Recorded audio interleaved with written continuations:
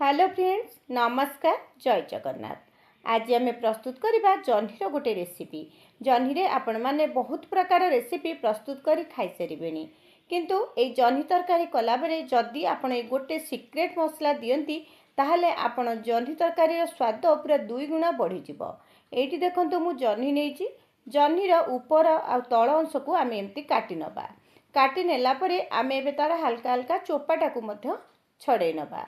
Recipe प्रस्तुत करने आपण भिडियोटी को आशा करुच्ची संपूर्ण देखिए और देखला परे गोटे सुंदर कमेंट देवाई जमा भी भूलेनि।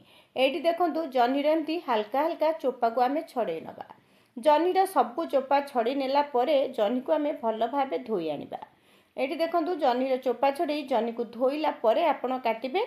काटी सारी जह्नी को आपण माने जमा भी धोइबेनी, कारण बहुत पानी अंश बाहरिबो। एबे आमे जह्नी को छोट छोट करी काटी नबा। एठी मु गोटे आलू नेइची, 3टी जह्नी पई गोटे आलू नेइची। आपणक पसंद अनुसार आपण एठी आलू कम बेसी करि पारंती। एठी सबु जिंस को एठी देखंतु मु काटी नेली। आलू को काटिची, जह्नी को काटिची, गोटे टमाटो, मो पाखरे किछि ग्रीन मटर थिला सेति पई मु ऐड करची। जदि नथिबो आपण ताको स्किप करनेबे। कड़ाई रे तेल दबा आ आलू को दबा। आलू हल्का भाजी होला परे आमे सेतरे काटी रखितिबा जह्नी को मध्य दे दबा। सबु बेले जह्नी आलू भाजिला बेले बा जह्नी भाजिला बेले हाई फ्लेम रे भाजिबे, ताहले जह्नीटी आपणकर बेसी कड़ाई रे लागिबोनी। एटी मो आवश्यक अनुसार हळदी गुंड बा टिके हळदी गुंड देली। आउ जह्नी हल्का भाजी आसिला परे आमे लूण दबा।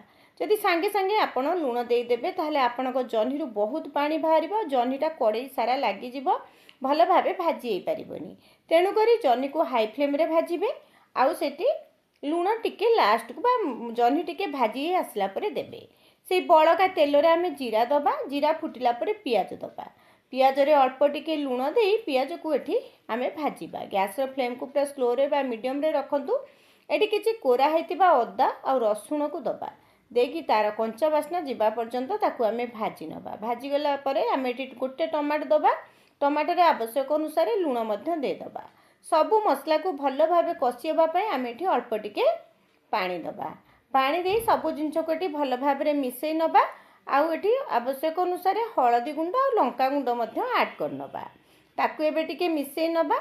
आ एबे घोड़नी दे मसला को अल्प टिके पानी दे देबे आ कषिवा पई छाड़ दबा। टिके टिके पानी दे मु मसला को कषिथिली, कारण जेहेतु तेल एठी मु कम व्यवहार करथिली। एबे ग्रीन मटर दे दबा, कारण मटर टिके कंचा मटर टिके सिझिबा पई समय लागबो। मसला सहित गोळे मेठी पानी दे देली। मटर को टिके हल्का सिझिबा पई छाड़िबा। मटर देखंतु एठी हल्का सिझी आसिलानी। एबे आमे जो जह्नी आ आलू को रखिथिले ताकू एठी ऐड कर दबा। जह्नी आलू देला परे ताकू एठी भल भाबे मिसई नबा। घोड़नी दे 1 ରୁ 2 मिनिट पाखा पाखी आमे एठी छाड़िबा। ता भितरे एठी देखंतु आधा चामच जीरा गुंड, आधा चामच धनिया गुंड, आधा चामच मु सब्जी मसला देली। आपण चाहिले एठी किछि चिकन मसला किंबा मटन मसला जहाँ आपणकर पसंद बा आपण पाखे थिबो आपण देई ताकू घोड़े नेबे।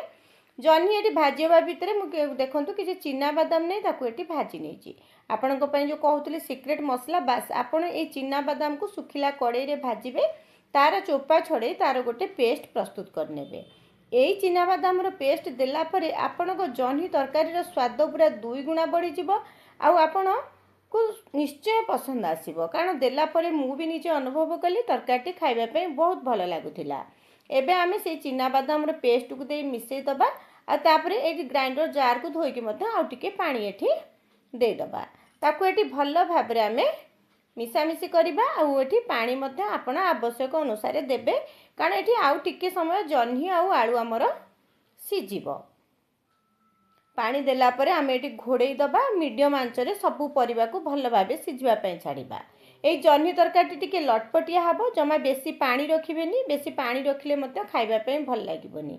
एठी आलूटी हमर सिझी गलानी, जह्नी मते सिझी जाईची। लास्ट रे किछि गरम मसला दबा आ धनिया पत्र थिबो जदि आपण एठी ऐड कर नेबे।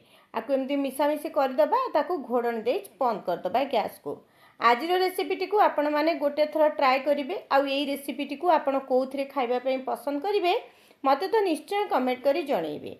एबे देखंतु मु सर्व करछि। तरकारी केमिति देखा जाउछि निश्चय कहिबे। रहुछि। नमस्कार। जय जगन्नाथ।